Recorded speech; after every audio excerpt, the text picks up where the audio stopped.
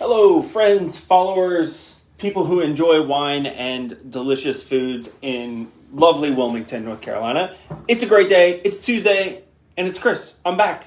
We're doing flights. Not nearly as exciting as last week when we had the very special guest, Thomas Pasturzak, who just knocked it out of the park. The wines are great. Great person. Great human. We need more like that in our lives. But nonetheless, we have excellent wines, a great lineup for this week's wine flights at the Second Glass, and we are going to the Pacific Northwest, and we're traveling specifically to Oregon. And we're kind of doing what I would call like the dynamic trio for Oregon, the three most important varieties that you find grown throughout Oregon. Now, I think that landscape may change in the future. I think there's a few things that really show some great promise. But when it really comes down to it, Pinot Gris, Chardonnay, and Pinot Noir are really the jam. And what's really, fun about that is that two of them, Pinot Gris and Pinot Noir, are mutations of each other. And then Chardonnay, obviously, the area is very much influenced by Burgundy. There's always conversation about, it's like Burgundy. The soils are like Burgundy. They're really not. The climate is like Burgundy. It's really not, but it's close. It's on the same parallel as Burgundy. I think it's close. I don't think it's exact. But anyways, taking away the fact that I just pointed out all the things that people say and how they're not exactly correct, there is a vibe there that just feels Burgundian, and there's a lot of that influence. So, that being said, let's jump into it. All right, so first up in the lineup, we are going with the always lovely Amie Pinot Gris, what they call their two states.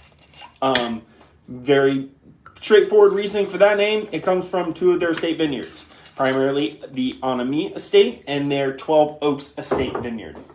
The other thing that we have going on here to just kind of touch on the whole flight together, which is these are all 2021 releases. For those of you who maybe don't pay super close attention, or you weren't aware, or you don't really follow these things, 2020 was a terrible vintage for Oregon. As we all know, the world came to a halting stop. Things changed very drastically in 2020, but the growing season in Oregon was marked heavily by intense wildfires. So many producers, including at least one of these producers, probably more than one, really didn't produce anything. If, basically maybe one wine. Our second wine in the lineup from Walter Scott, they basically made two wines in the year of 2020. They generally make 10 different bottlings. So they lost everything. So it's good to see that we're doing a 2021 flight. It's kind of like the resurgence. Welcome back. Oregon is back on the map. They're making good wines as they always have. And 2021 was a much better vintage. So Pinot Gris, not much to be said here. It's also Pinot Grigio. It's fruity. It's textural. It can be wildly more complex than people think it is. Amie does a really good job. I've always enjoyed this wine. Really good kind of like orchard fruits, a little bit of like more exotic kind of fig and like flowers and things of that nature.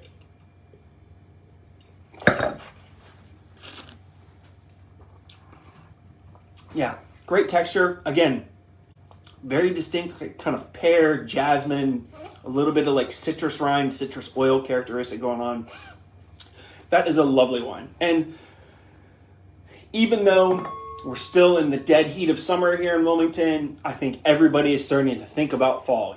It's September. We're looking at the calendar going, hey, it's going to be fall soon. It's going to cool off. And, sometimes I like to drink things that make me feel like it's cooler than it really is. I think it's like 80-some degrees outside. It's definitely not chilly out there. But Pinot Gris to me is kind of one of those like white wines that definitely transcends into a little bit fuller bodied, a little more cooler weather styles of white wine. So very good. Again, that's Amie, their 2021 Pinot Gris from the two estates, which are Amie Estate and 12 Oaks. All right, moving into Walter Scott. Love everything these guys are doing out there. Husband and wife, and their kids, they're just amazing human beings, bootstrapped it from the beginning, very small production, but serious talent and dedication. As I mentioned, they made very little wine, and what they made was very good. But as you can imagine, if picture that you, let's say you work in like finance or something, okay, and maybe you do taxes, okay, and you're doing all your taxes for everybody, and you're doing all these, putting everything together, and you've got it all saved on your computer, and it's about ready to be done, and then basically your computer blows up, and all of the work that you've done is completely trashed, and you don't have time to do it all over again or to get something else, and you've just lost all of your profits. Everything that you need for a year to survive just went out the window.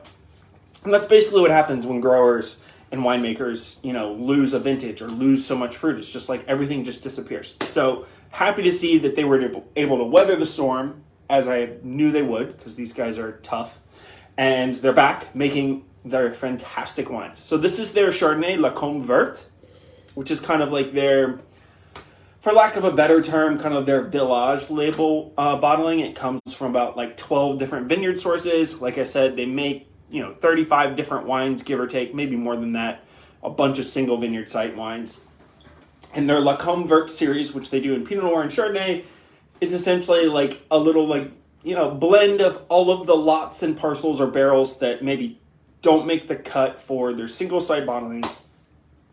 And it's put together very thoughtfully into this wine that over-delivers every time. Again, it's Oregon. We're inspired by Burgundy. These are very light, gentle Chardonnays and Pinot Noirs. There's a good amount of oak presence, but in the way that you really want to see it. Texturally, slight aromatics, a little bit of richness. This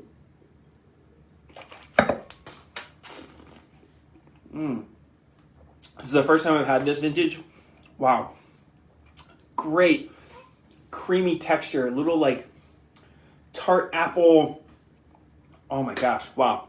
I could drink this all day. This is the kind of Chardonnay I can really get behind.